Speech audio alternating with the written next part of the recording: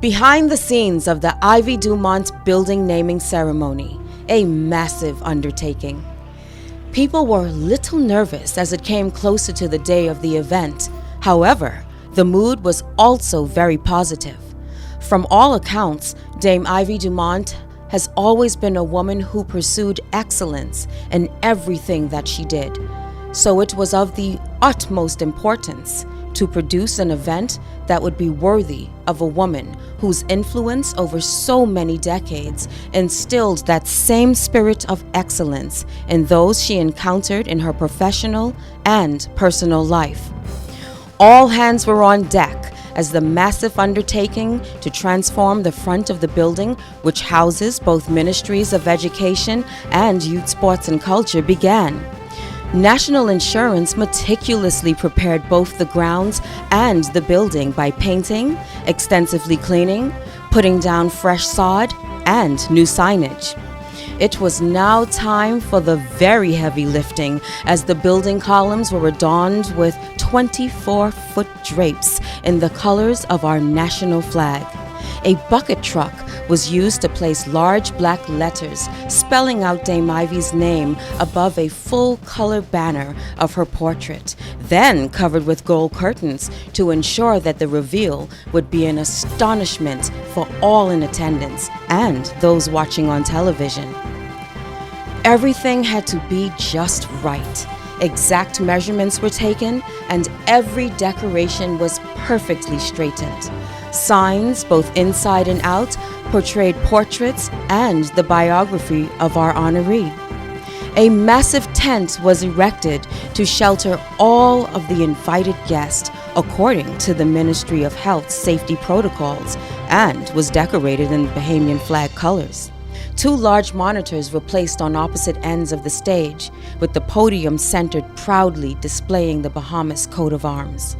Fire on all cylinders as production crews inclusive of audio-visual technicians, producers, directors, broadcasters, engineers, the talent, and even the permanent secretary assembled on set.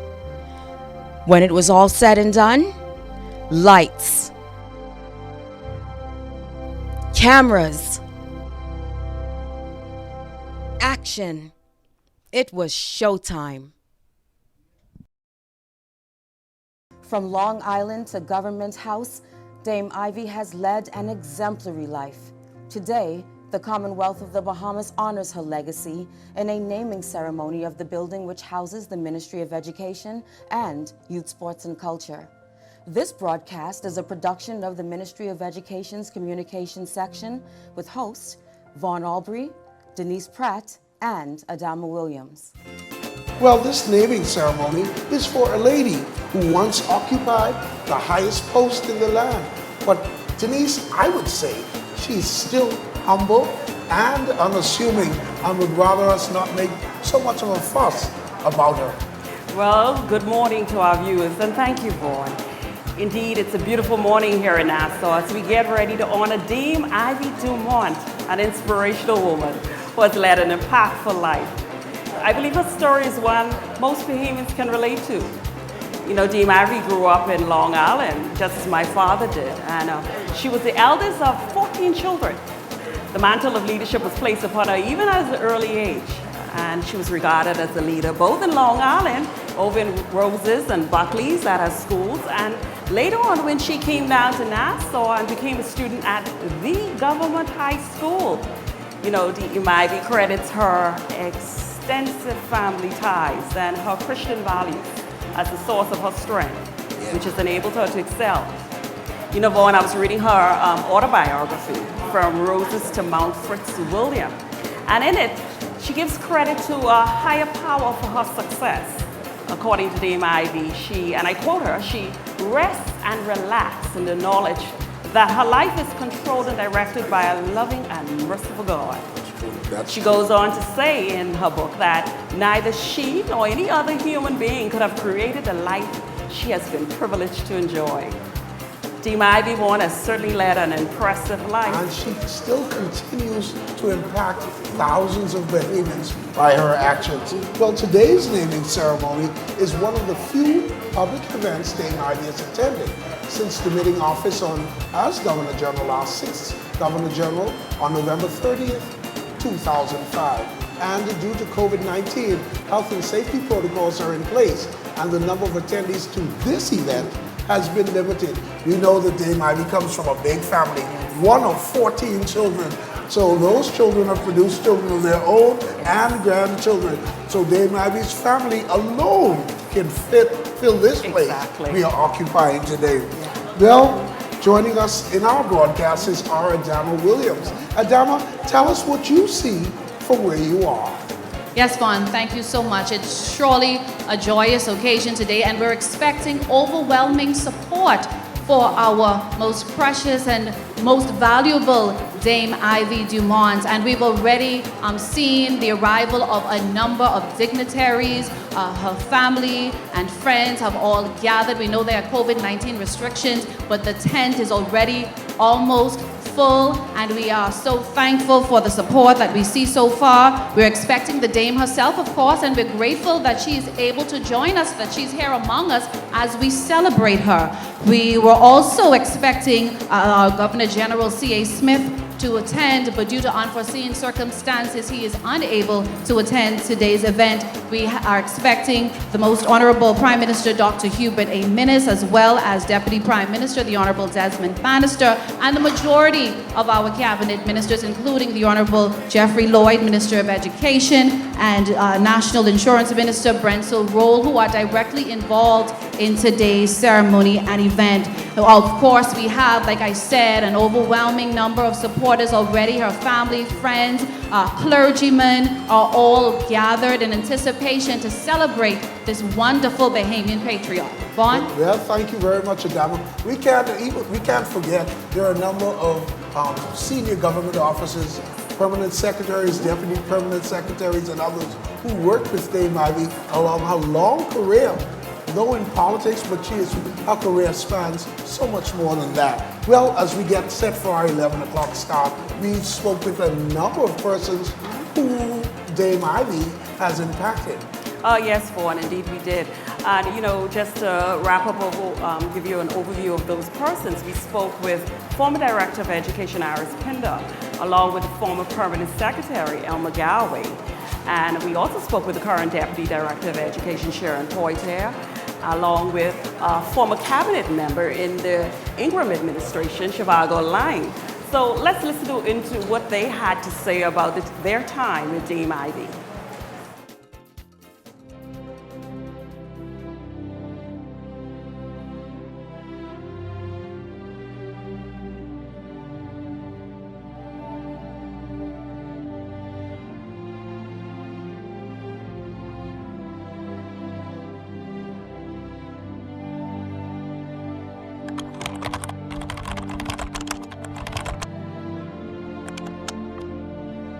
So many of us knew her as an educator, as a unionist, as a person who epitomized one who lived by a moral compass and one who respected public servants.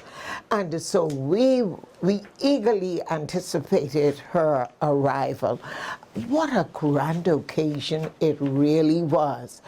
We knew she was going to be an experienced, no-nonsense leader who would ensure that education progressed in an orderly fashion and building on the firm. Even if the foundation wasn't as firm as it should be, she was going to ensure that it was firm and move on. I was an investment officer in the Prime Minister's office in about 1993, and she was Minister of Education. Actually, I think it was later than that, but at some point she was Minister of Education, and I had written a book. I'd written a book about, it's called Advice for Teens and Young Adults. and I'd been interested to get it into the schools and what have you, and she was gracious enough to listen, actually to read it, and to provide some commentary on it before I took it further. And so that would have been the first time. I wasn't involved in politics at the time, so I was just another young person looking to do some things. And she, I mean, really was humble and gracious enough to give me a hearing.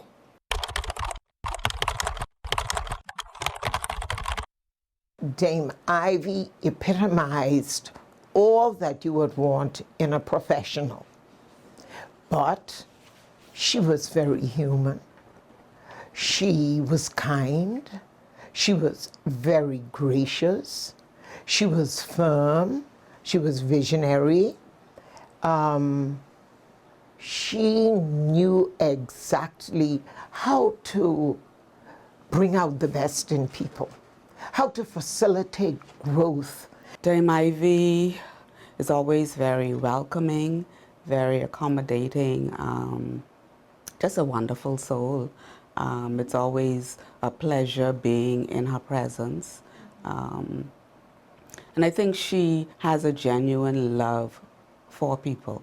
When I was appointed a cabinet minister by the Prime Minister, then Hubert Alexander Ingram, I was the youngest person in his cabinet at 29. He knew that I was, one, very young, and two, inexperienced, and wanted to team me up with someone who was politically savvy but not too political, someone who was really seasoned and mature, so that she could help my zeal be tempered by her knowledge.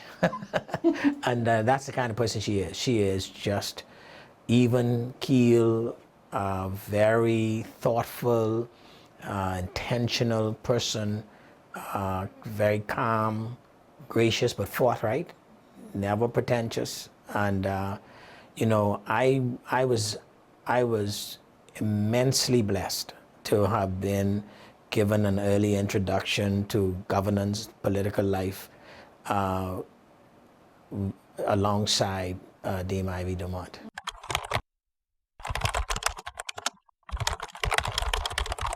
It was about policy. She recognized her role.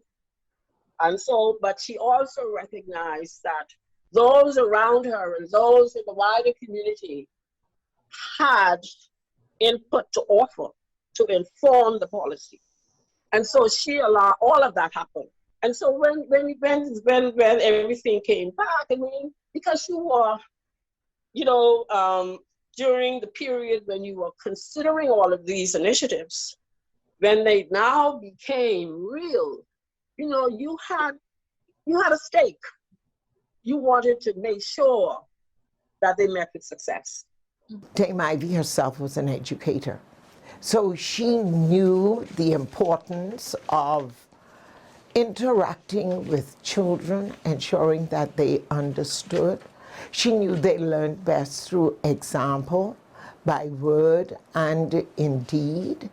And so you knew from dress to behavior, to expectations, to accountability, to proper organization, not to mention speech and the written language. It had to be precise.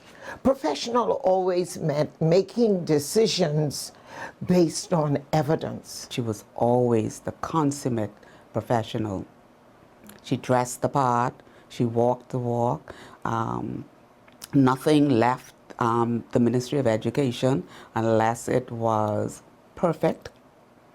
I remember distinctly Dame Ivy's red pen, and so you sent something up and she corrected it, had no qualms correcting it. And because you wanted to learn, and because you knew that it was done with love for your own growth professionally, you accepted it. Someone who understands what dignity means, not just her own, but the dignity of the people with whom she served. Someone who believed in excellence, And famously, if you ever sent her a note, she had a red pen. I didn't care if you were a cabinet minister. She had a red pen, and she would pen it up because she was striving for that excellence, which is required of professionals. And she was someone who believed in lifelong learning, so she was ever in search of knowledge and encouraging other people to get knowledge. She's an educator.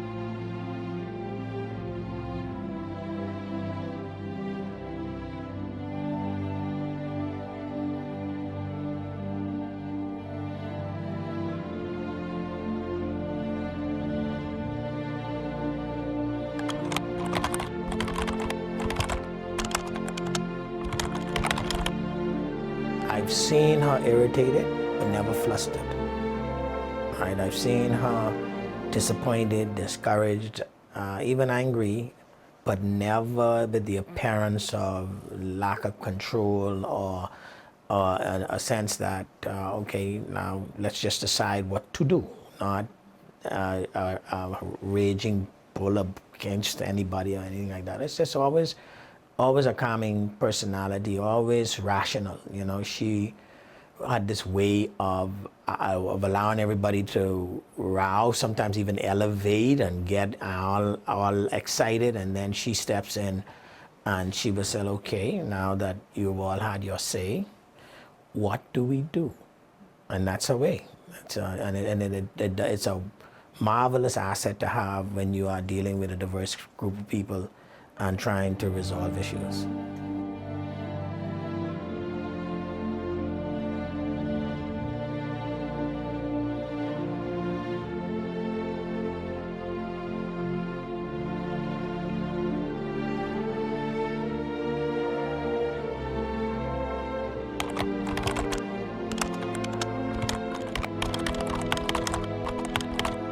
When you lead, you need to have the confidence of the people you lead.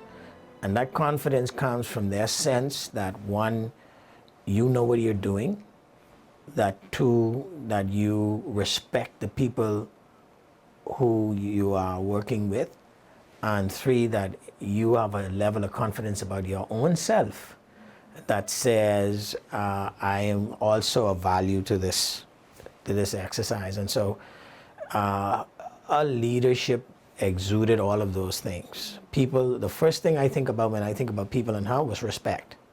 That no one, including, my best example would be the Prime Minister at the time, no one ever looked at her as someone you could just willy-nilly deal with. You had utmost respect and regard.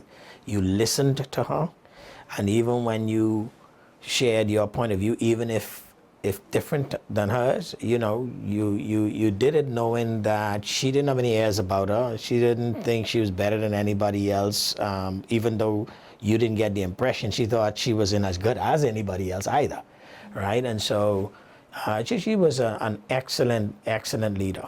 When you're a leader, your entire person must be about inspiring. And that's what she also did. How did she inspire us? She inspired us by indicating an organization as large as the Ministry of Education must have order, that people must be included in the decision-making process. And so hence she used the recommendation from the Task Force on Education to proceed with the decentralization of education. And that's when we got the districts. And that's when education officers became district superintendents. And that's when the move was made towards the preparation for the revision of the Education Act, which gave the authority for the decentralization and the establishment of school boards, which was to be the beginning of local government in the Bahamas compared to what happened. And boards were duly elected, and you see the whole official process. So she knew when to be the leader. She knew when to be the boss. I think all people can learn from that.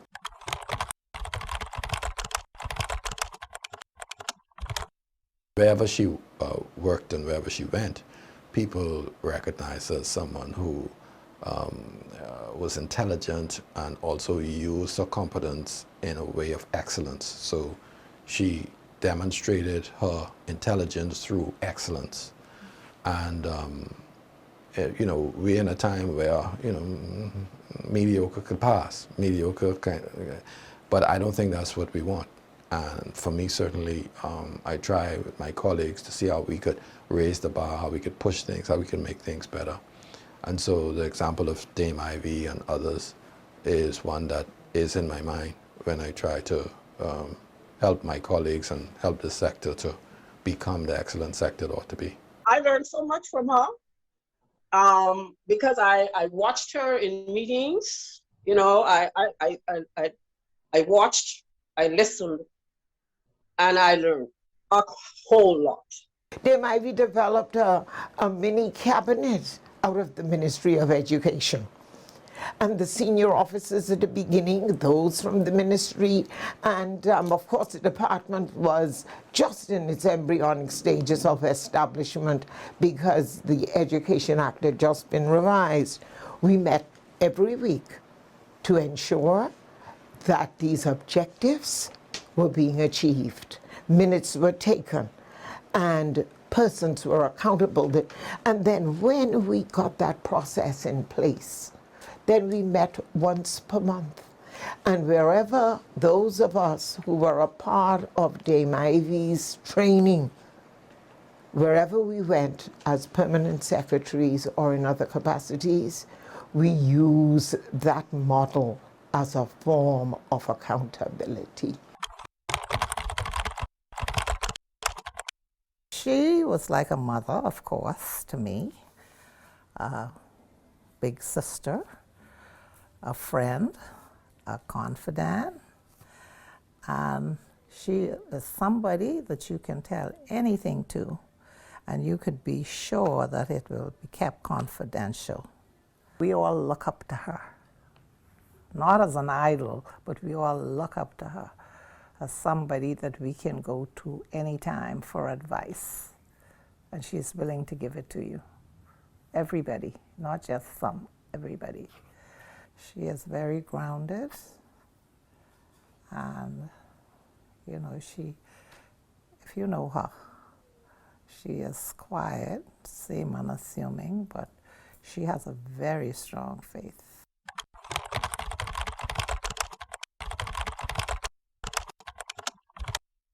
I think her lasting impact on education is organization, it's accountability, it's putting in place standards, it is respecting the role of public technical officers, it is growth, building on what is there and helping others to achieve. It's looking at education in its entirety, because don't forget, BTVI moved in terms of its offerings. The College of the Bahamas was given its autonomy. So it is looking at education in its totality. The NACOB was birthed. When I initially came into the ministry was just embarking on a strategic planning initiative. And I came in as an educational planner. And so for me, it was, oh, we have a minister who is interested in and focusing on planning. Exactly the thing that I felt the ministry needed to do more of. And so from that point of view, she came across as being organized, being like concerned about the sector and its growth and development, and also being futuristic in her thoughts. And so that was quite refreshing.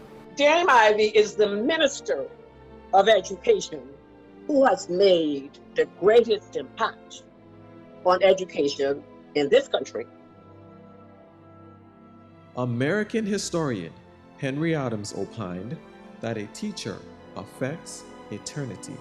He can never tell where his influence stops. This is certainly true of Dame Ivy. Whatever profession, ministry, or environment she was a part of, this rose through her life, taught those around her profound lessons of a fulfilling life.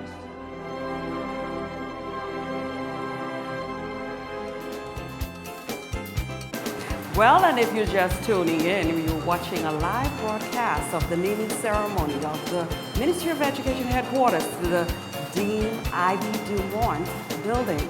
So, Board, we were so pleased to watch those interviews just now.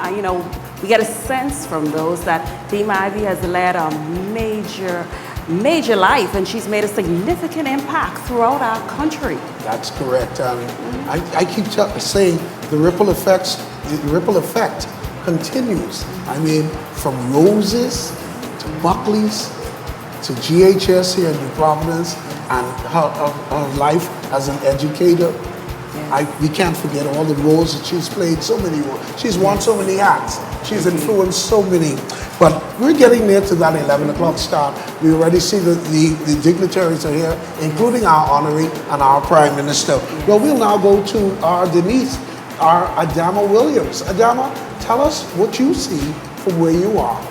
Yes, thanks, Vaughn. Just like you said, we are happy to see the arrival of our Dame Ivy Dumont. She is here and ready for her celebration. We've also seen the arrival of our Prime Minister, the Most Honorable Dr. Hubert A. Minnis, and just about all of our dignitaries are here and ready to go. Meantime, we have the Royal Bahamas Police Force Band who are getting prepared to serenade the audience today. So we're expecting an exciting program with a Bahamian flair, and it's very fitting now that we're celebrating independence very soon. So we're just happy to celebrate a woman, a Bahamian patriot whose impact has been tremendous, and she has done amazing things for this country. So we're expecting a great ceremony today. Back to you, Denise and Vaughn. Thank you very much, Adama. Indeed, this is a proud day for Long Island. This is a proud day for the Bahamas. Yes. And indeed, we have so many who are watching from far beyond our shores. Yes, we have persons watching from all over the world, Vaughn. Dame Ivy has made such a significant impact. I had an opportunity to speak to her daughter on, I think it was on Sunday, and she told me that, definitely there were quite a few persons back home in Washington, D.C. who were going to be watching live and streaming in. They're sorry they weren't able to come in because of the COVID-19 protocols. Yes. But there are also a lot of persons down in Long Island who are, I know, are very, very pleased right now that this is happening to one of their very own. Like I said, my father was a Long Islander. So we all are indeed proud to be able to say we are a part of Dame Ivy. We feel like we're a great part of this event today. I also want to point out, I was told that the decision to name this building in her honor was made at a cabinet level. And I believe that is a significant indication that this building, we know that it is the ministry's headquarters. It is a public space. So to have a building of such a magnitude named in your honor is indeed saying that, look, you did quite a bit for your country. And significantly. And this is one of our major ministries. And it also, this building also houses the Ministry of Youth, Sports, and Culture. Yes. And we see that also present is the Minister of National Insurance. Yes. National Insurance owns this building. And in fact, Dame Ivy never got the chance to work here. Yes. She did till the soil when ground was broken in the early 2000s. Yes. And so one thing I know, that today, after this event, will now be known as the Ivy Dumont Building. So we are nearing our start for 11 o'clock, and we'd like to turn you over to that part of the ceremony.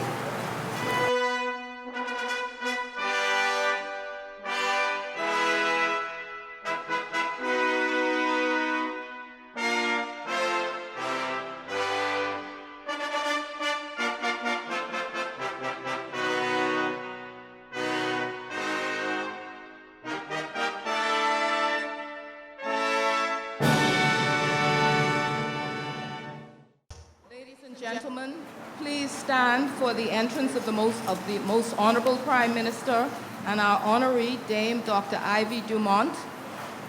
and remain standing for our national anthem by the Royal Bahamas Police Force Pop Band. Pop Band.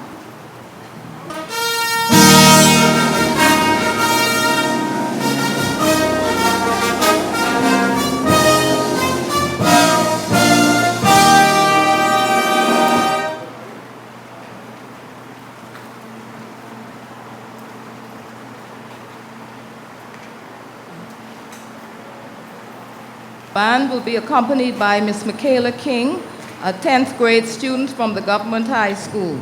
Following the national anthem, Pastor Benjamin Smith, pastor of outreach at Emmanuel Gospel Chapel, will deliver our invocation.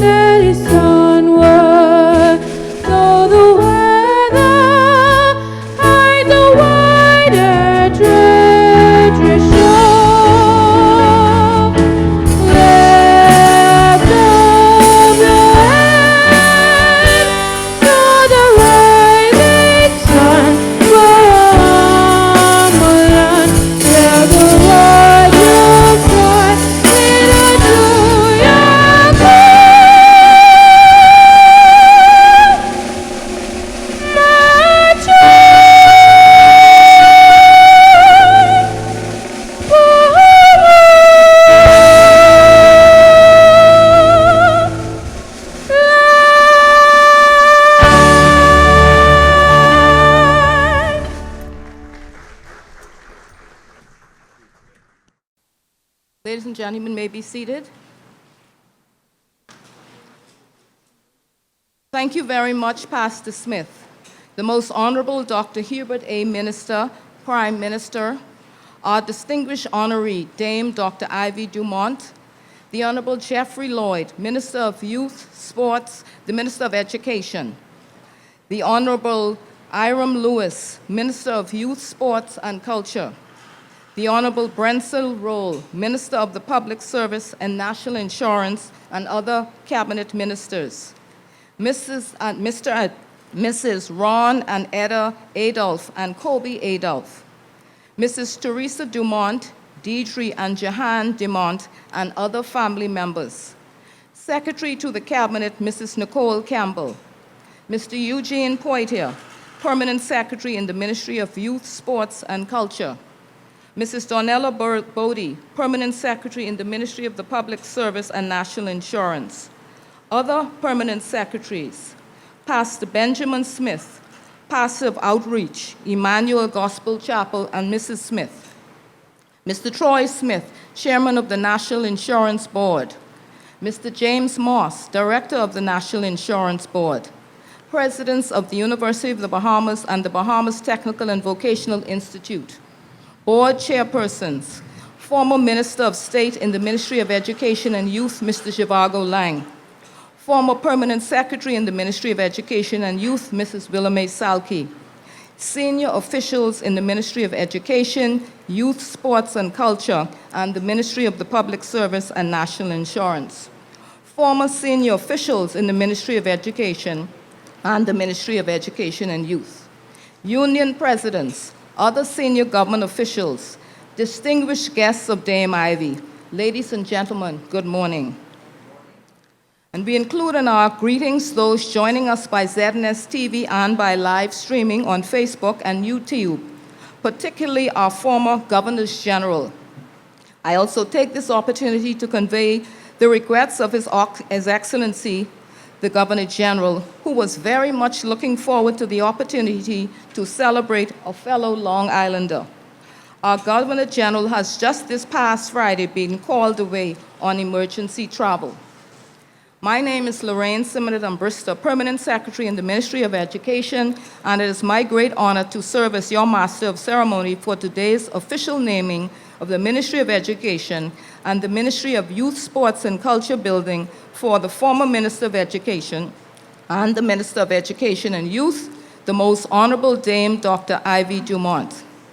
The late, great South African statesman Nelson Mandela once penned these words: "What counts in life is not the mere fact that we have lived. It is what difference we have made to the lives of others that will determine the significance of the life we lead."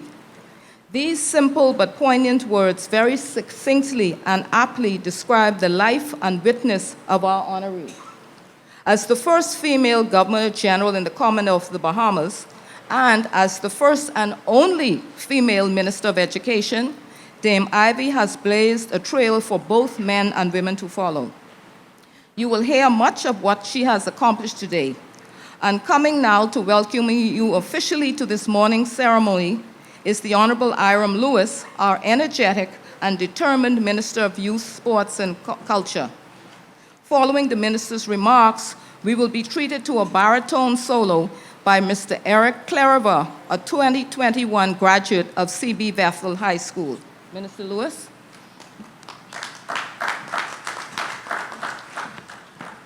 Good morning, and thank you very much for that warm welcome, and I do thank you very much, P.S. and Bristol, for establishing a protocol. However, I'll be remiss if I do not recognize the presence of the Prime Minister, Cabinet colleagues on the platform as well as in the audience.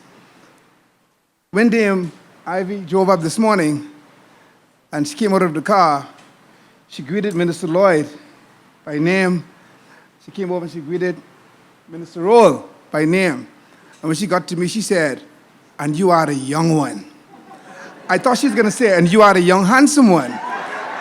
But she called me the young one. And I would say, Dame Ivy, looking at you this morning, I want to follow in your footsteps and remain forever young.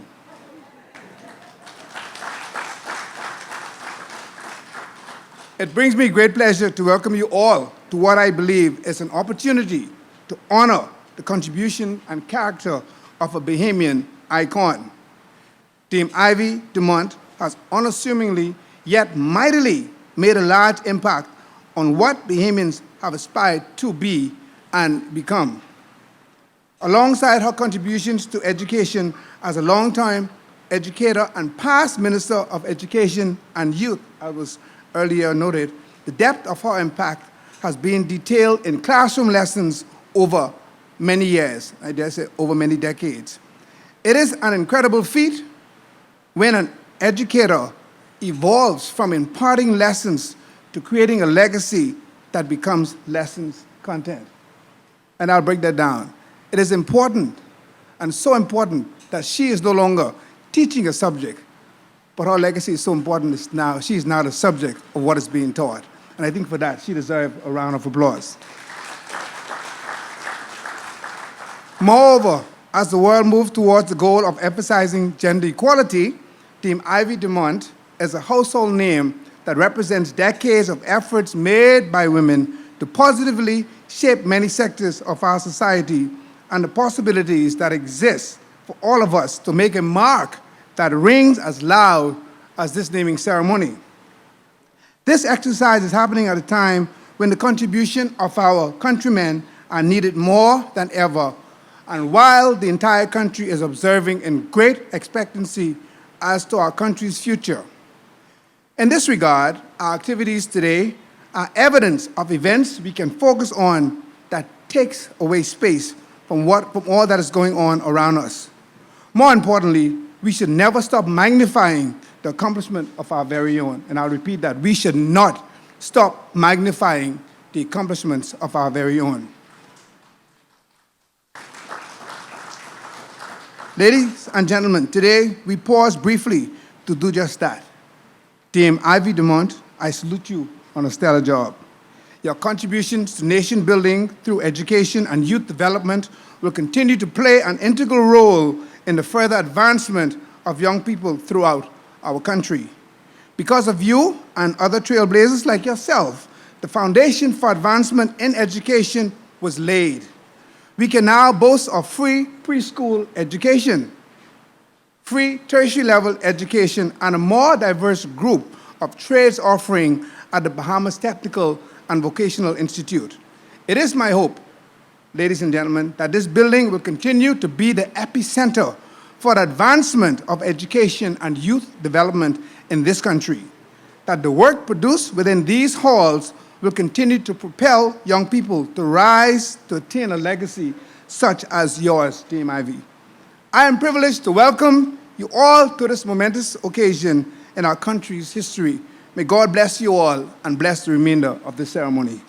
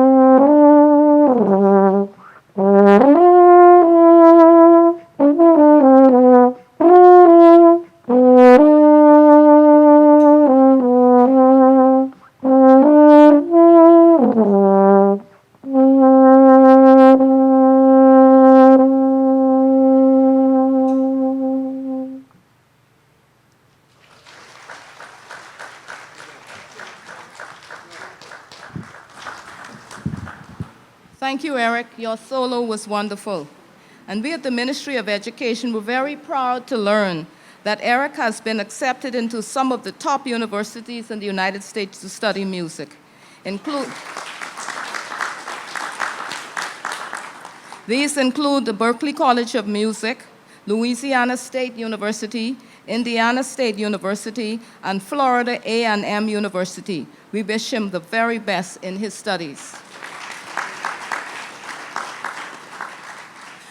Ladies and gentlemen, the Honorable Jeffrey Lloyd is a man who has had many careers as an attorney, deacon, broadcaster, counselor, entrepreneur, and as a teacher. For those of us who work with him in the Ministry of Education, he is perhaps best known to us as a leader who is keen to ensure that the public education sector is driven primarily by student choices, and that it is ever evolving and responsive. Minister Lloyd will deliver brief remarks and introduce our keynote speaker, the Most Honorable Prime Minister. Before the Prime Minister comes to address us, we will be treated to a dance rendition by Ms. Abria Johnson, a 2021 graduate of the Charles W. Saunders Baptist School, and Ms. Shantia Sayers, a 2021 graduate of C.R. Walker Secondary Schools. These young ladies are members of the KDC Liturgical Dancers Troupe. Minister Lloyd?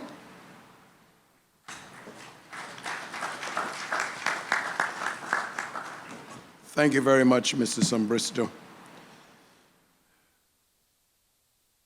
Prime Minister, Dame Ivy, my dear minister colleagues, distinguished ladies and gentlemen, good morning. I am privileged to be part of this historic and fitting ceremony. Bestowing Dame Ivy Dumont's name on this edifice is a way of preserving a great legacy. It also enables her to be recognized in her lifetime as we celebrate her commitment to stellar governance, while heralding her reputation of having served as an instructional leader of distinction. Dame Ivy's impact and influence have extended far beyond the Ministry of Education. She has given exemplary service in both the private and public sectors, having worked initially as an educator, an education officer, deputy director of education, and eventually for retiring from the public service as a deputy permanent secretary. She next worked for a period of time in the financial sector before accepting an appointment to the upper house of Parliament as leader of the government in the Senate. She later was appointed Minister of Health and the Environment, and subsequently became the Minister of Education and the Minister of Education and Youth. Her most notable public appointment as our first female Governor General may be the role for which she is most well known. However, if you speak to her, she will probably tell you that her accomplishments were only possible because of her ability to tap into and maintain a strong spiritual focus.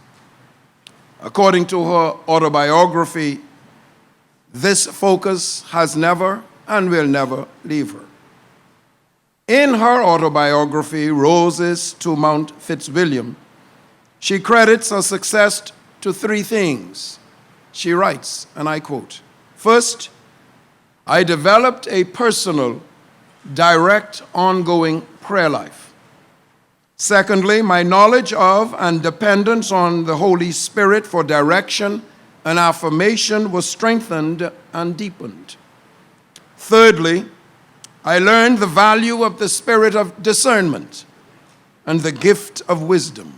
End quote.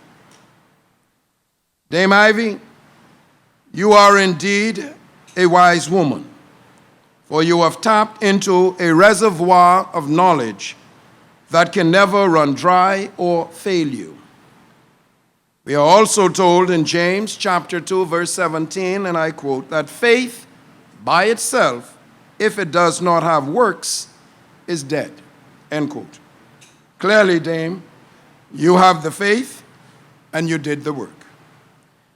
It has resulted in you achieving feats which are truly impressive and remarkable for a woman who, despite having been born in the humble settlement of Roses, Long Island, was able to ascend to the most prominent position in this country and is now having your name immortalized on one of our country's most essential buildings. Roses, Dame Ivy, is the birthplace of my paternal heritage. My grandmother birthed all of her children in Roses, the eldest of whom was my father, Stanford. It was that quaint settlement where I spent the first 10 years of my life before moving to Nassau.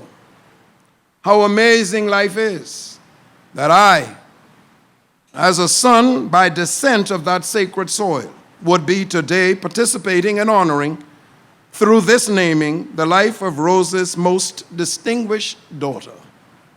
Yes, Hogan Road, Roses, Long Island. Dame Ivy, today's event will ensure that your name not only goes beyond your lifespan, but that it becomes a household phrase for successive generations. The Ministry of Education is proud to have your name associated with it. Even as an adult, you continue to embrace the idea of continual education, both in the traditional university sector and through your consistent spiritual ascension. Your belief in ongoing self-improvement, particularly through lifelong learning, is one of the major tenets of a progressive country, and a hallmark, an objective of our ministry.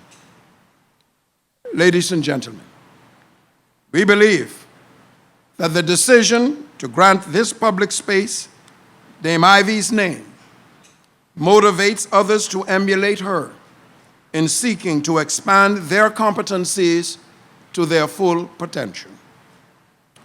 The Ministry of Education's vision is, quote, for a Bahamian education system that fosters academic excellence, social responsibility, and equips students with multiple literacies that enables them to make meaningful contribution as nation builders who are globally competitive, end quote.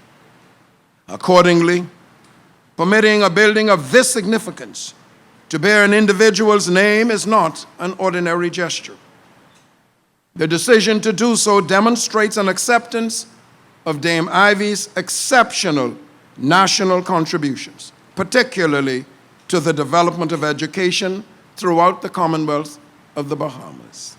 We at the Ministry of Education aspire to live up to such a legacy as hers.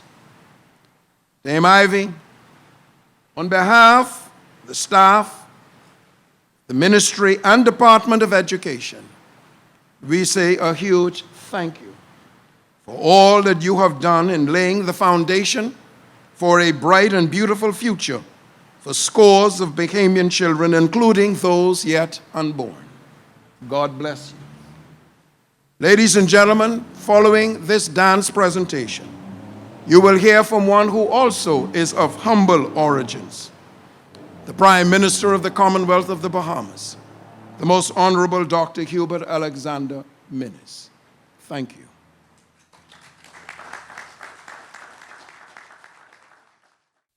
To the islands of the sea.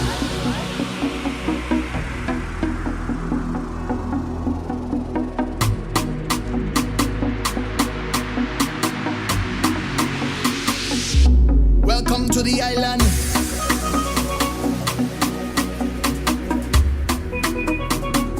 Come from Caribbean. Oh, Lord. The Lord bless you and keep you. Make his face shine upon you and be gracious to you. The Lord turn his face towards you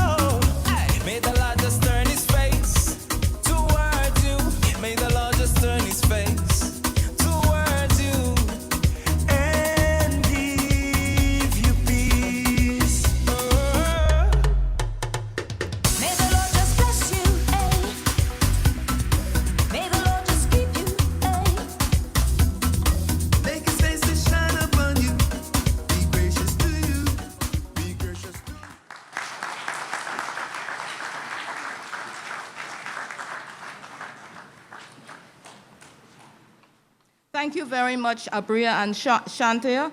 Your dance was very animated and graceful and certainly got us in the mood for our independence. Prime Minister? Thank you much. You may all be seated. I had a very shocking yet intriguing experience while walking Dame Ivy here to the platform.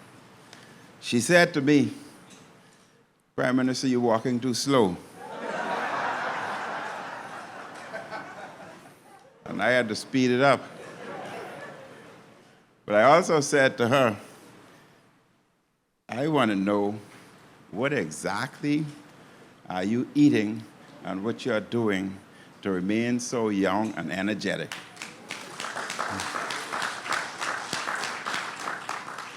But I told her that before she informs the nation, kindly inform me first, so at least I'd have a jump start. Your Excellencies, ladies and gentlemen, it is a great honor to be a part of this wonderful occasion, honoring a distinguished Bahamian patriot. Let me begin by wishing you all an early, happy independence. Today's event is a part of our official 48th anniversary independence celebrations. As an educator, public officer, politician, religious and community leader, consummate professional, unionist, and as the first female Minister of Education and Governor General, Dame Ivy Dumont has been an extraordinary citizen and a servant leader. To better appreciate the degree of Dame Ivy's contributions, we should recall the era into which she was born and in which she grew up.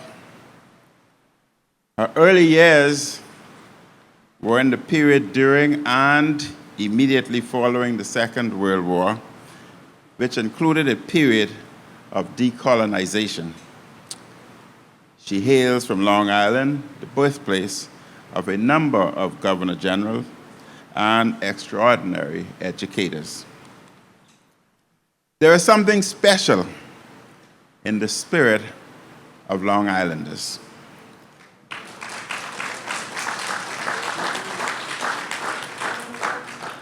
The Bahama Islands had no mineral resources or major industries. We were beginning to become a tourism destination of note. The struggle for racial equality and majority rule was gathering pace and would reach greater fulfillment in 1967 and then with independence in 1973. It was a period of nation building, including the development of national institutions and greater access to education for all Bahamians. There were just a few black professionals. Expectations for education among black Bahamians were limited, especially at the tertiary level. One of the signature accomplishments of majority rule and independence was the attainment to access to education at all levels for Bahamians. Every Bahamian child has access to education from primary to tertiary level. We have had scores of great educators and thousands of Bahamians who have successfully graduated from the government-operated school system. And we know that we must continue to improve education in the Bahamas. But let us also acknowledge our successes and accomplishments. We have come far, even though there is still much more to be done. I am proud that under this administration, we significantly expanded access and opportunity for Bahamians to attend the University of Bahamas, and BTVI tuition free. May I commend the Minister of Education and his team, including the Permanent Secretary and Director of Education, and all of the staff at the Ministry of Education. These accomplishments and successes were achieved in large measure because of individuals like Ivy Dumont, who poured her lifeblood and her heart into education. Your Excellencies, ladies and gentlemen, Dame Ivy's natural talents and abilities elevated her quickly throughout the educational system, as first a student and over the years as an educator. She culminated her career in education as a deputy director in education. She was passionate about the critical role of education and training for the advancement of our citizenry. There are numerous stories of the many young men and women of various generations she mentored with kindness and, when needed, a strong and firm hand. I was sent a quote recently that read, and I quote, "Practice kindness all day to everybody, and you will realize you're already in heaven now," end quote. Dame Ivy, through your kindness and compassion, you helped others to touch the heart of God and to touch your heart. Because of this, you are in the hearts of thousands of Bahamians. Ladies and gentlemen, while much of Dame Ivy's biography has been recalled today by others, please allow me to highlight a few chapters from her storied journey. In 1992, under the first Free National Movement led by the Right Honorable Hubert Alexander Ingram, Dame Ivy was appointed as a senator and as Minister of Health and Environment. And during her tenure in that ministry, she instituted a number of pioneering achievements in the Ministry of Health. This included a recognition of the epidemic of non-communicable diseases and its cost in lives, productivity, and healthcare cost.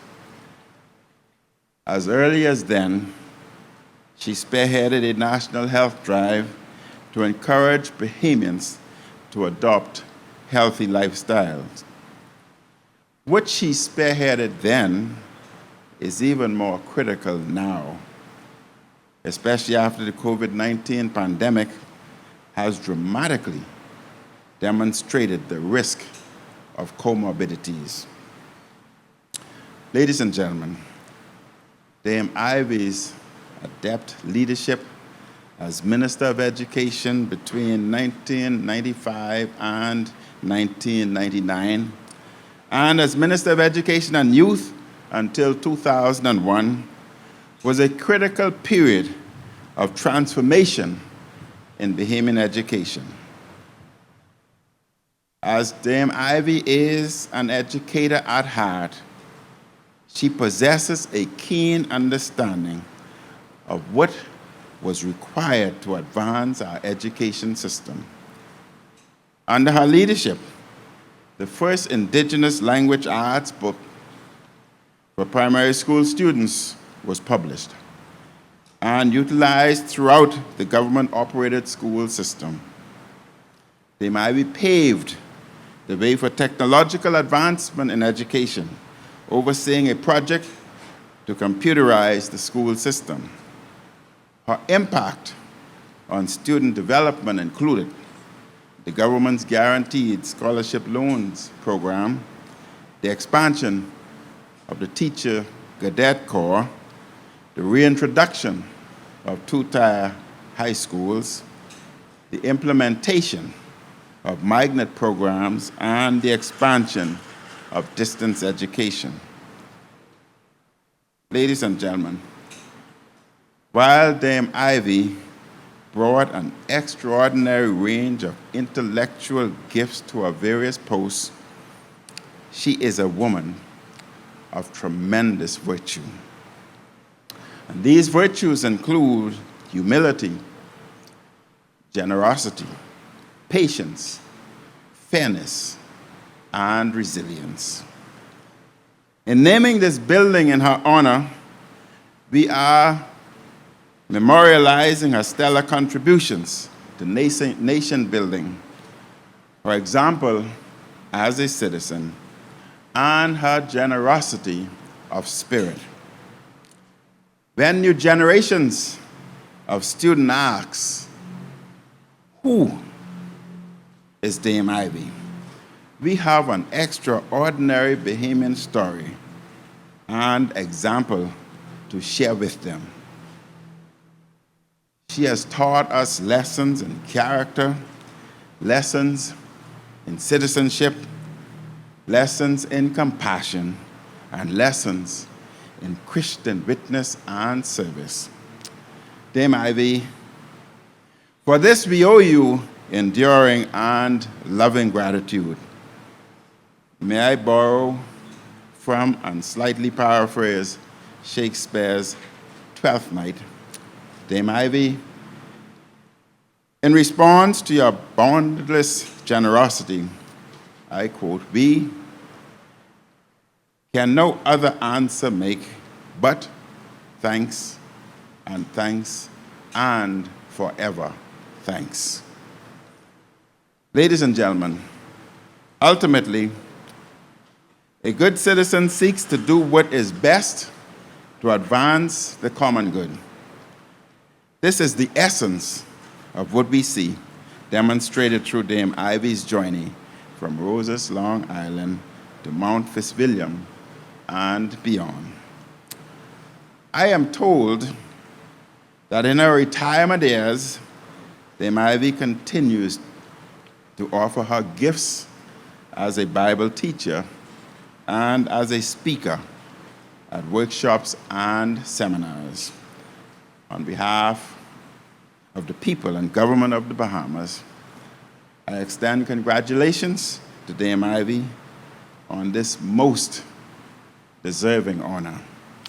May God continually bless you and your family, and may God continually bless each and every one of us, and may God bless the Commonwealth of the Bahamas. Thank you and good day.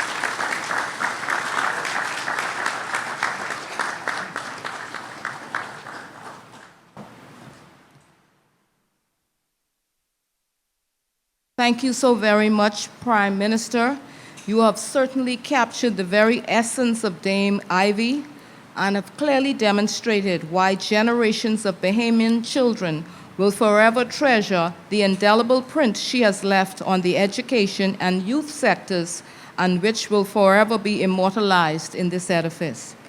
And now, ladies and gentlemen, I invite you to please stand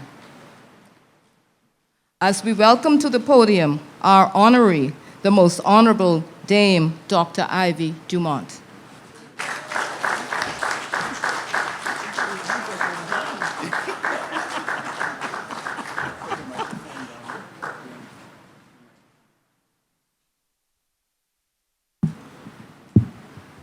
Thank you very much. Please be seated.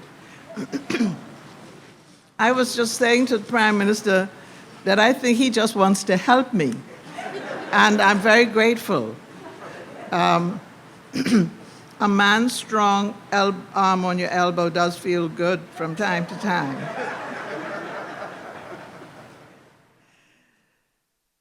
Thank you, Madam Chair. Most Honorable Prime Minister, Honorable Minister of Education, Minister of Youth, Sports, and Culture, the Chairman of the National Insurance Board, and I believe another minister I saw this morning, the Minister of Public Service, Thank you very much for asking me to come here today. I'm glad to see all of you. You'll permit me to acknowledge the presence of other distinguished guests, including members of my immediate family, dear friends, former colleagues, all of you. I'm so glad to see you. I really am. Even behind the mask, you look good. And my thanks to all of you for braving the ongoing coronavirus threats to celebrate with me today. And thank you also for observing the protocols established by our national leaders for our protection. While I deeply regret that I'm constrained from lavishing you with handshakes and hugs and kisses, Prime Minister had his, I'm pleased to commend our political, health, and other guardians for their excellent management of the pandemic in our country.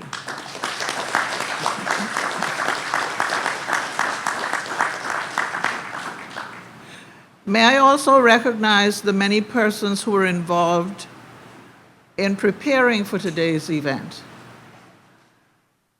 Having survived more than a few such experiences, I empathize and I sympathize with all of you,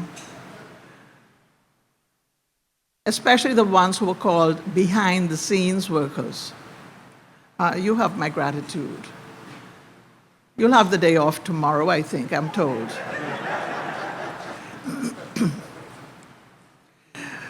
Prime Minister, your government has decided to grant me an honor afforded to very few Bahamians. That is to affix my name to a public building, and not just any building, but the one housing the headquarters of education, youth, sports, and culture. In it, dedicated public servants will continue to make decisions regarding the future development of Bahamians from preschool and upward. I wish these leaders and their staffs much success and urge them to ensure the superb care and maintenance of this house. If my name is on it, it's supposed to be clean, and it's supposed to be kept.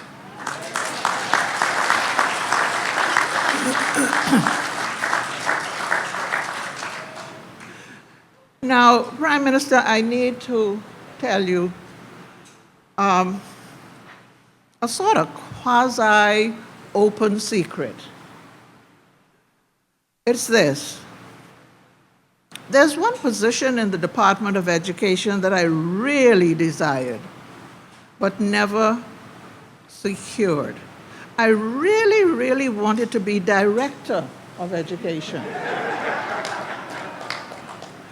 What happened? Well, at the time I was otherwise eligible, I did not hold a required qualification. Missing was the BTL, otherwise known as Been to London. Been to London. In those days, the BTL was an absolute key to senior office in the Bahamas. Nonetheless, having acted as director for several months, I was sorely disappointed when a BTL colleague was selected, especially as my plan had been formulated and documented as to how I would execute the position of Director of Education. But since I didn't get to do it then, I'll tell you about it. As director, the focus of my term would have been fivefold,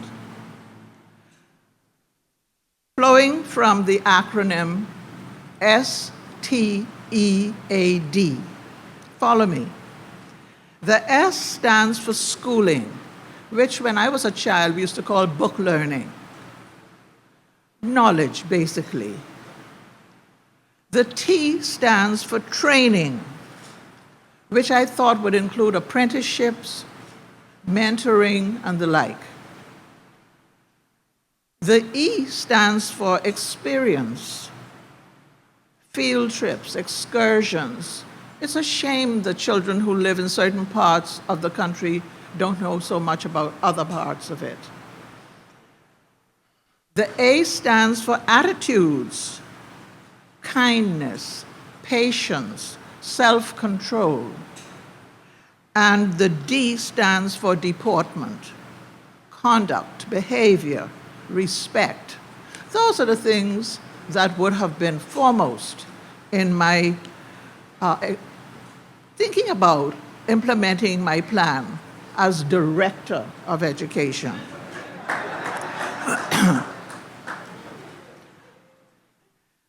I'm sure directors of education over the last 50 years or so have instituted and will continue to emphasize the fully rounded curriculum that I envisaged.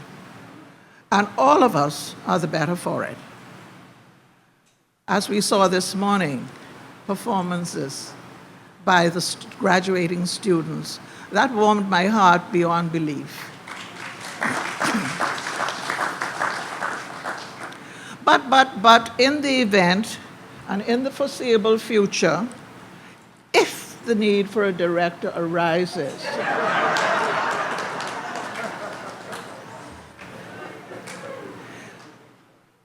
so, Prime Minister, distinguished guests, it is with a profound sense of gratitude that I accept the honor of having my name physically attached to this building.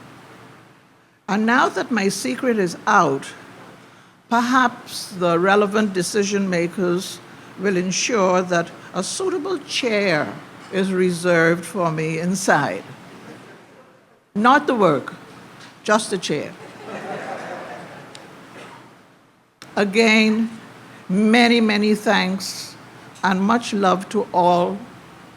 And I pray God's richest blessings on all of you and on the Commonwealth of the Bahamas.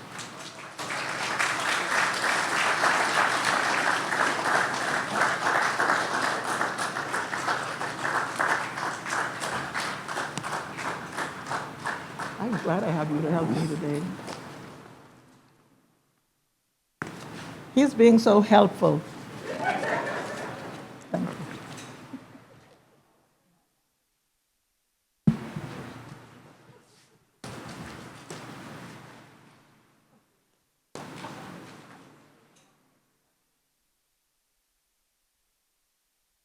You may be seated. Thank you so very much, Dame Ivy. Need I say more? You will see that we have provided a notes page in our program booklet, and I hope that many of us here will have jotted down Dame Ivy's advice on that page. As usual, whenever you speak, Dame Ivy, you impart wisdom, and we realize that we are truly fortunate to have had an opportunity to learn from you and to be in a position to honor you for all you have done for the people of the Bahamas. Thank you so very much again. And coming now to offer a prayer of dedication for this soon-to-be-named edifice is Dame Ivy's pastor, Pastor Benjamin Smith. Following the prayer, we will be joined by our Director of Education, Mr. Marcellus Taylor. Dame Ivy, perhaps you can trade notes. And Ms. Aileen Spencer, Office Manager in the Ministry of Youth, Sports and Culture, who will make gift presentations to Dame Ivy.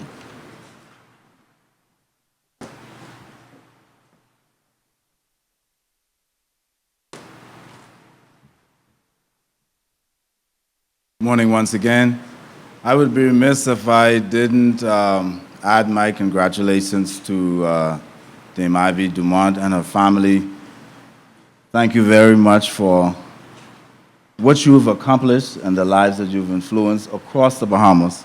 But thank you for the person that you are, special to us And so on behalf of my wife, who's here with me today, and my 2 boys, and the whole Emmanuel Gospel Chapel family, we love you, we're proud of you, and we just wish you all the best, and ask that God will continue to bless you.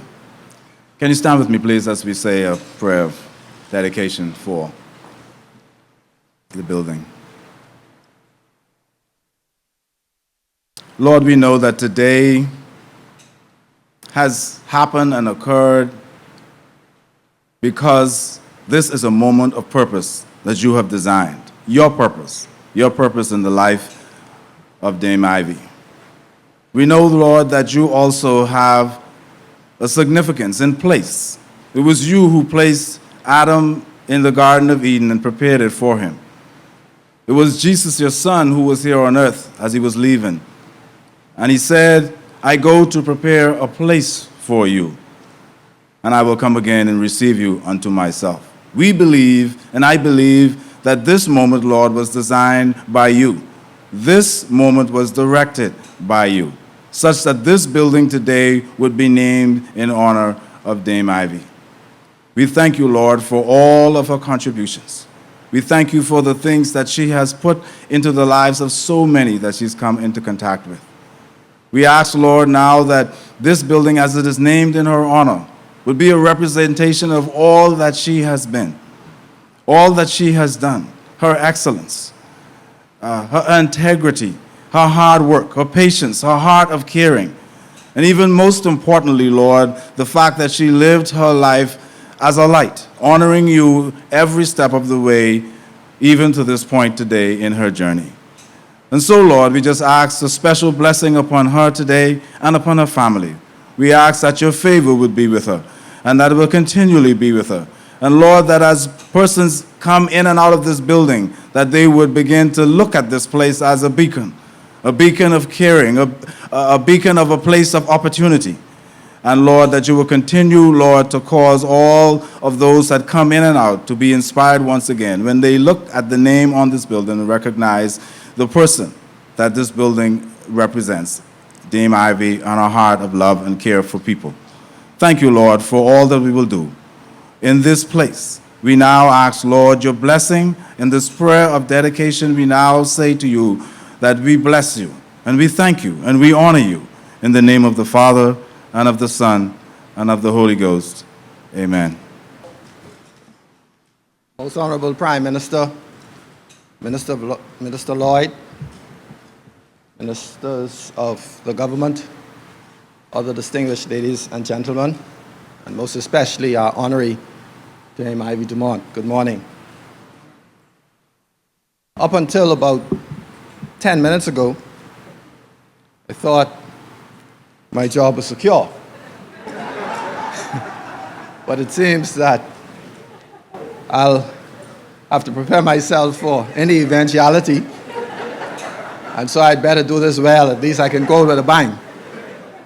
But it's my task here as Director of Education, on behalf of the Ministry of Education and the Department of Education, to present to Dame Ivy Dumont a token of our love and appreciation for you, for the service that you've rendered, not only as Minister of Education, not only as Governor General, but also as a teacher, and also as a school leader, and also as a Deputy Director of Education. Oftentimes, those parts of the service are kind of seen as just a footnote, but those acts of service are where it's at. It's where you impact and meet people as well. And so, this is a token of our love and appreciation for your service. And I would say that it's something that will demonstrate to you our care and appreciation. But I want you to know that it was done in love. As the person that we commissioned to do it is one of our senior colleagues here, who is responsible for our physical plant. Couldn't be here because he's ensuring that the physical plant is all in order. But in his other role in life, he's your nephew, Donovan Turnquest. And so I think at this time, we'll unveil this token for you and for all to see.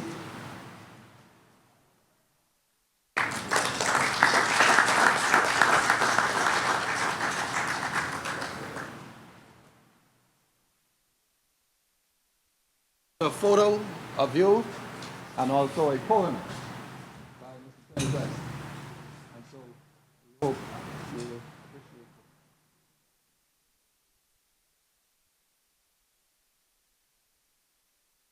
I'm being asked to read it. It says, Dame Ivy, you are truly blessed. Dame Ivy, you are a beautiful and godly woman who is possessed with a heart of gold. And those who may not personally know you will understand when your story is told.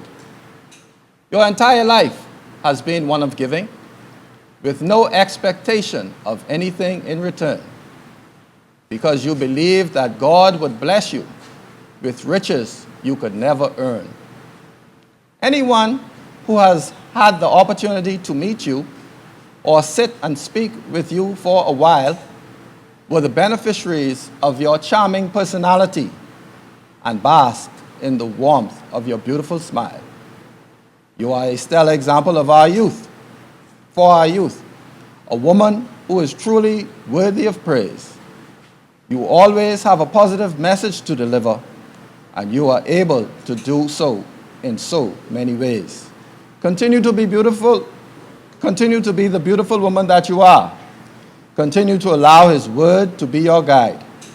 Continue to be a blessing to others so that we can continue to speak of you with pride. Written by Donovan T. Turnquest.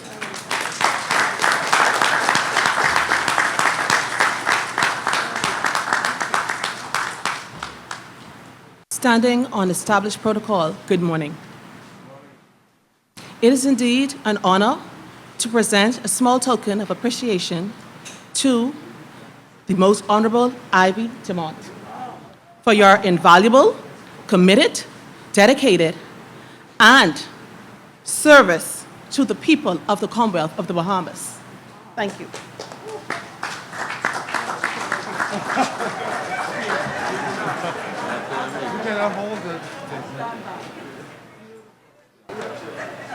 You want to touch it?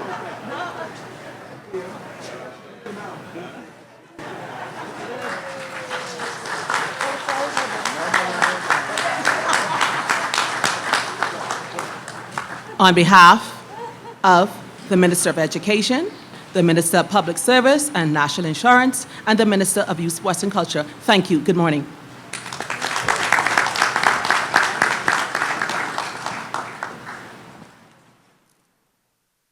Thank you very much, Director and Ms. Spencer. Such very lovely gifts. And Dame Ivy, let me say that Mr. Turnquest has written many books, and so we constantly are the beneficiaries of his wonderful poetry and prose, and so you are indeed fortunate to have such a wonderful nephew as Mr. Turnquest. He honors us with this many times. And now, ladies and gentlemen, our Prime Minister and Dame Ivy will lead a small group of persons over to the building for the unveiling of our sign, plaque, and official portraits. Those persons are Mrs. Edith Dumont and Ms. Deidre Dumont, our Ministers of Education, Youth, Sports, and Culture, the Minister of the Public Service and National Insurance, and the Chairman and Director of the National Insurance Board.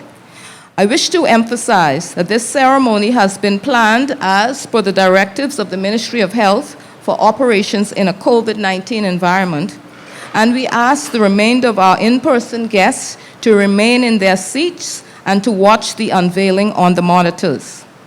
Our protocol officers will invite you to join us in the building in very short order. At this time, I wish to draw your attention to our monitors and to your programs, where you will see listed the names of the entities and individuals who have worked extremely hard over the past several weeks to make this day possible. We say thank you to all of them for their dedicated efforts.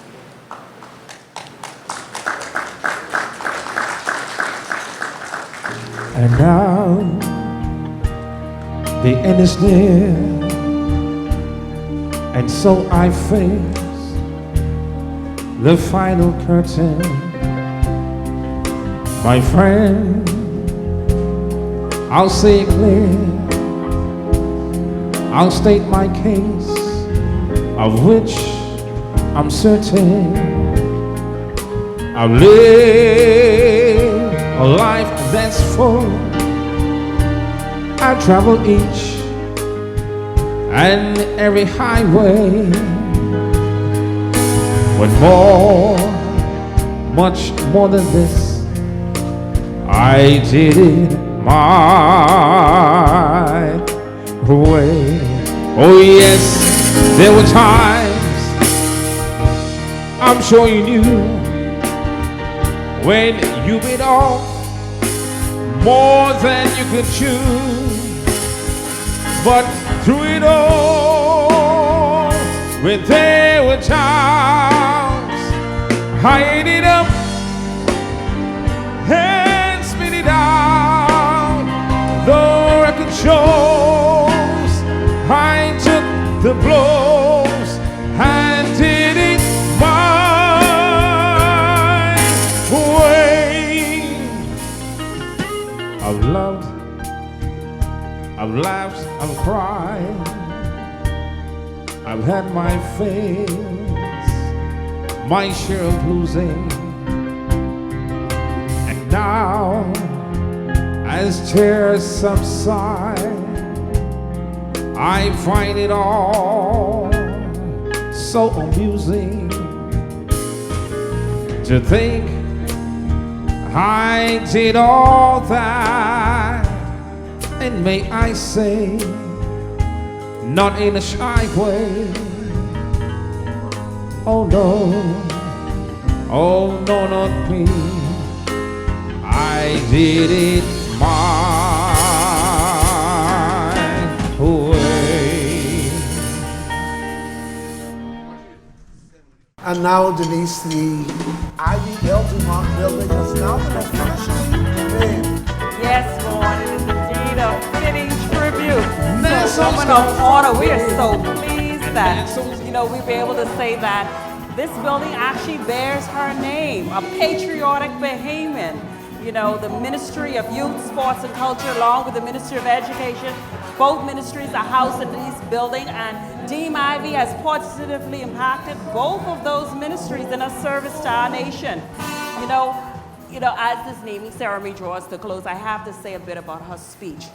Masterful speech writer. What a lot of people may not know about the Dame is that she actually was a speech writer for Prime Minister Ingram. And I think, unveiling the plaque. They unveiled beautiful. Outside the building that's now called the Ivy Dumont building. Excellent. That houses the Ministry of Education as well as the Ministry of Youth, Sports and the Culture on University Drive. Yes. She said something very significant. She said, if this building is going to bear my name, I need it to be kept clean. And so she's saying that, look here, I'm a woman of decorum. I'm a stately woman. I am a woman of excellence. And this building also should reflect who I really am. And indeed it will, it has been and it will continue to be.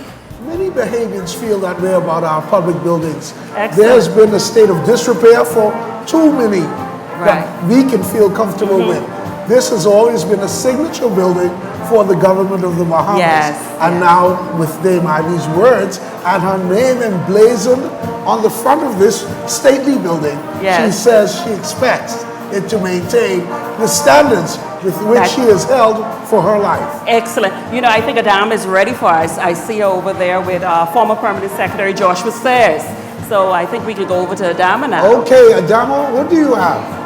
Yes, thank you so much, Juan and Denise. What a beautiful ceremony it was to celebrate Dame Ivy Dumont, someone who has made invaluable contributions to the development of our country. And we've heard resoundingly that she's a consummate professional, someone who was stern but yet humble. And whoever she came into contact with, she imparted knowledge and they left all the better as a result of her interaction with them. And I have with me, like you said, Denise, former Permanent Secretary, the Ministry of Health, Joshua Sayers. It's so good to speak with you so you can tell us a bit about your interaction and your experience with the Dame as a professional. Thank you very much. In August of '92, Prime Minister transferred me from the Ministry of Foreign Affairs to the Ministry of Health and Environment. Her tenure in the Ministry of Health saw a lot of changes. For example, in the area of materials management, the management of medical and surgical supplies, the establishment of the Bahamas Drug Agency. Then we had the challenges of infant mortality, where she, along with CMO, Dr. Mercelin Dalregis, spearheaded that program, which saw our rate decrease significantly. In the case of public health, the Prime Minister alluded to the public education in terms of the lifestyle diseases.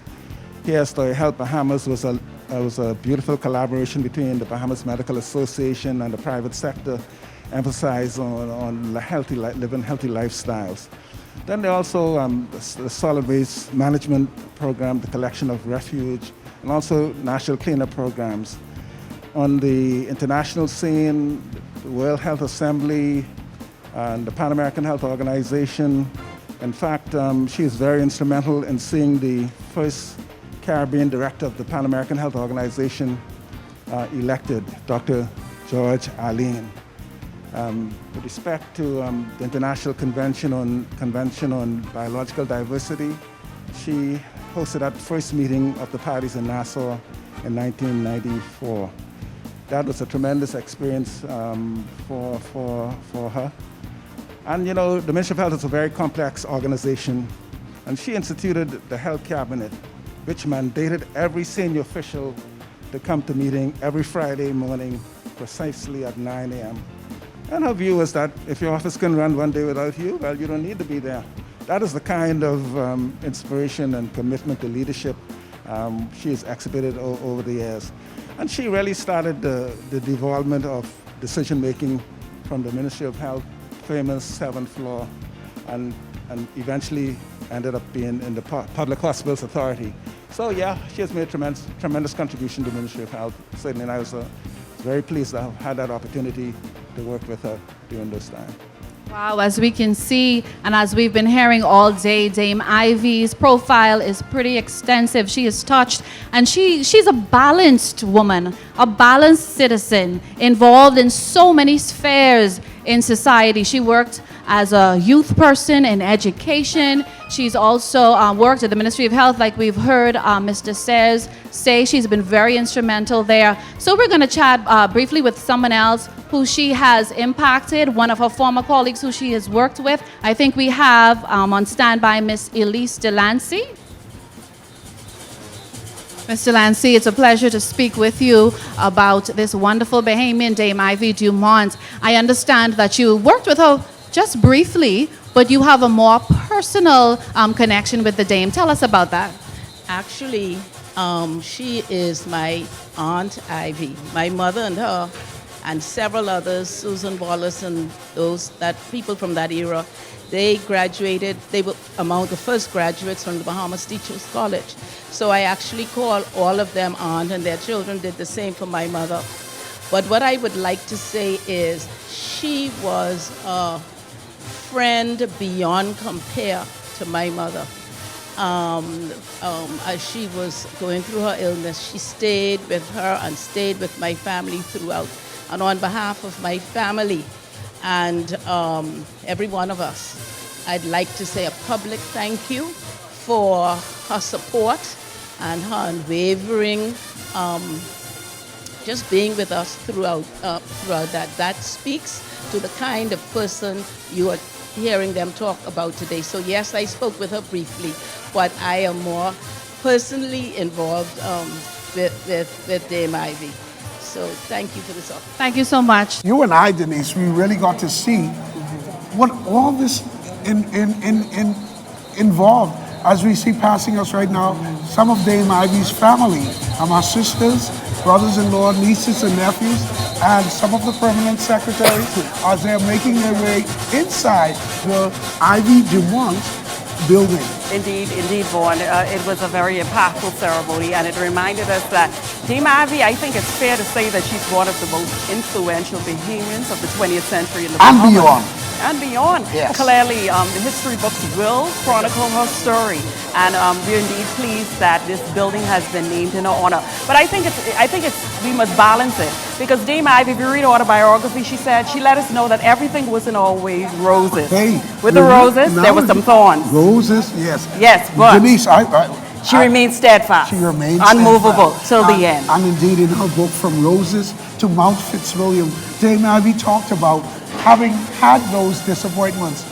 And sometimes she said she thanks God for having the disappointments, because those disappointments led to greater appointments. Indeed, let's just talk for a moment about her reluctance to serve publicly, but she was asked by former Prime Minister Hubert Ingram to serve in his cabinet. Her first reaction?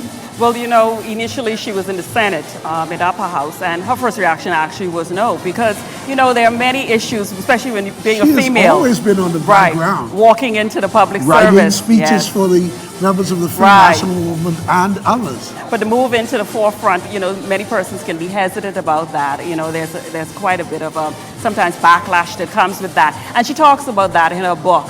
But she, like I said, she remained focused, she remained steadfast, she had faith, and she did the work. She did. And the Minister of Education referred to that. He referred to the faith that she has in God, that she believes is the, you know, creator of her life and the giver of all wisdom. And she taps into that. And clearly, it has been working for her. There you go. Definitely. And she says she has not done this alone. She's had the help of so many. I really want to go back to early 50s when she became a teacher. She was a member of the Teachers Association, which was later renamed the Bahamas Union of Teachers. Yes. And she spoke highly of those whom she served with. She was the Secretary General, and it was because of Dame Ivy's notes that the history of the Bahamas Union of Teachers has been since its inception. She mentioned Mabel Walker and former Minister of Education and former Minister of Finance, Carlton Francis. Well, we've come to the end. Indeed, we've come to the end. We heard a witty lady, a Claire. Her brain is clearly sharp, and it was a pleasure. And she's still sewing. Definitely. She's still sewing. Well, that brings to a close our production here today. We hope you've enjoyed it, particularly to our audience beyond the borders of the Bahamas. This was a collaboration of the Bahamas Information Services, led by Mr. Kent Minnis, and the communications section here at the Ministry of Education. And who are our team members? Well, you know, Vaughn, it took a collaborative effort, and we just want to take the time to thank all of our team members in the communications section here at the Ministry of Education. On the end, we have Sharon Dawkins, Edgar Arnett, we have Lisa Russell, Dolan Curtis, and of course, Durante Benaby, the leader of our team, the great Mr. Byron Thompson. Mr. Byron Thompson. Yes, indeed, indeed. At the end, we have Adama Williams, and of course, our web administrator who works so hard, Joanne Turnquist. She's the nerve center of the communication section. And yes. And listen, we must give our thanks to the protocol team. This has been almost a seamless production. And with that, we end our broadcast. I'm Vaughn Aubrey. Please enjoy the rest of the day. We know that this ceremony marks the start of the independence celebration. Prime Minister Minnis said that on the podium. So this is a fitting way for us to celebrate, because we are celebrating one of our own. I'm Vaughn Aubrey. Please enjoy the rest of your day. This broadcast of the naming ceremony of the Ivy Dumont Building, which houses the Ministries of Education and Youth, Sports and Culture, was a production of the Ministry of Education's Communications section. Thank you for joining us.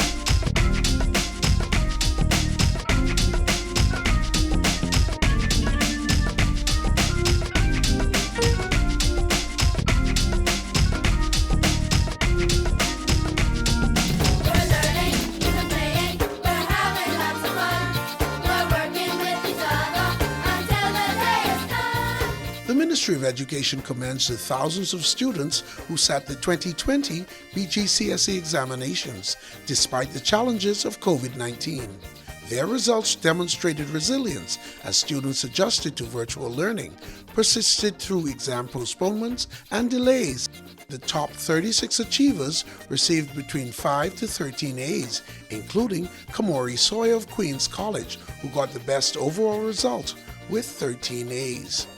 Other top achievers by islands include Grand de Bahama, Rashad Rowe, Bishop Michael Eldon School, Eleuthera, Perel Cooper, Windermere High School, Long Island, Silas Turnquest, NGM Major High School, Exuma, Caries Thompson, Ellen Coakley High School, Cat Island, Zoe Turner, Arthurstown High School, San Salvador, Shania Knowles, San Salvador High, Bimini, Maya Saunders, Louise McDonald High School, Berry Island, Cheryl Pierre, R.N. Gomez School, Andros, Janae Reming, South Andros High, and Acklands, Keyshawn Cox, Acklands High School.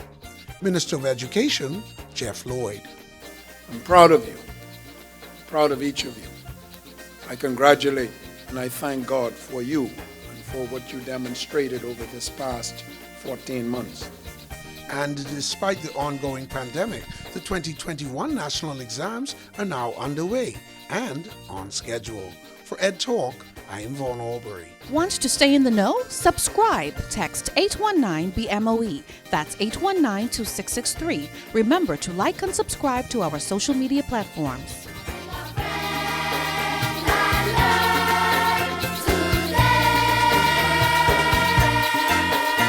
This public service announcement is brought to you by the Communications section of the Ministry of Education in conjunction with the Broadcasting Corporation of the Bahamas. There are more than 150 Ministry of Education schools across the Bahamas, comprising 11 districts.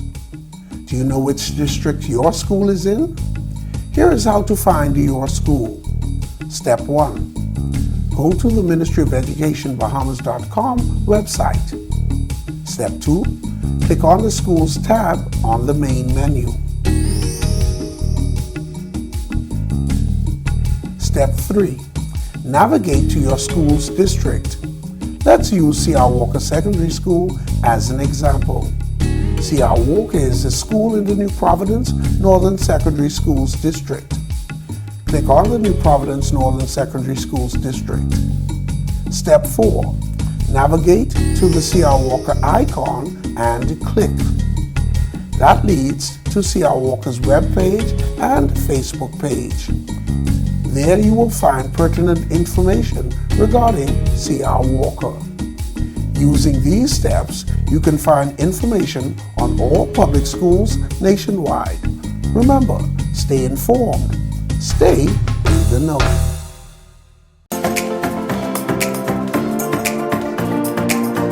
Education Minister the Honorable Jeffrey Lloyd contributed to the 2021-2022 budget debate in the House of Assembly on Wednesday, June 2nd. In the 2021-2022 national budget, $202 million is allocated to the Department of Education, $683,000 to the Department of Archives, $114 million to the Ministry of Education's recurrent budget, and $53 million to its capital budget. Minister Lloyd touted universal pre-primary education for 3 to 5-year-olds, saying it remains a critical initiative. Presently, 1,800 children are enrolled in government preschools, and more than 3,400 are enrolled in 98 private preschools nationwide, thanks to a $2,000 voucher costing government $5.3 million. Minister Lloyd told parliamentarians that through the Access Accelerated Small Business Development Center, SBDC, qualified preschool operators may be able to lease land to build or expand the facilities, receive a $25,000 grant, and secure concessions and tax breaks on construction materials. Other achievements in education highlighted by Minister Lloyd include tablets in preschools. More than 47,000 electronic devices, many with data, were distributed to public school students. Increased access to the University of the Bahamas. This in addition to free tuition there since 2018. housing allowance for UB's Family Island students. More than 2,000 digital teaching kits were uploaded to the Learning Management System, LMS, and more than 40,000 live lesson sessions were held on the ministry's virtual platform. To date, 61% of schools nationwide are outfitted with fiber Wi-Fi connectivity. Specifically, public schools on New Providence, Grand Bahama, and Eleuthera are now 100% outfitted. Regarding jobs, a cohort of health and safety monitors will be posted in ministry schools throughout the country. These workers will be education's equivalent of COVID police. Allowances have been made for students under quarantine to sit the 2021 national examinations. And after a pause in scholarships for Bahamian students to attend international colleges and universities due to the pandemic last year, that suspension has been lifted. Millions will be awarded in the 2021-2022 budget, adding to the $45 million awarded to more than 2,000 Bahamian students during the period 2017 through 2020. Last year, millions of dollars were diverted to address health and safety matters related to COVID-19, which affected school repair projects. This year, $20 million is budgeted. And later this year, ground is expected to be broken for the construction of 2 new comprehensive schools, one in Inagua and the other in High Rock East End, Grand Bahama, totaling $15 million. Security enhancements on school campuses, including security and CCTV upgrades, are expected to improve overall safety. The Ministry of Education's communications section took their work to a new level in 2020, the year of the COVID-19 pandemic. To keep the public updated, free text notification blast was launched. Press conferences were aired live on local television news stations, and numerous television shows were produced, including Ed Talk, Ed Up, Ed Tidbits, Ed Table Talk Unplugged, Ed Facts, and Ed Masterclass. The budget goes into effect on July 1st.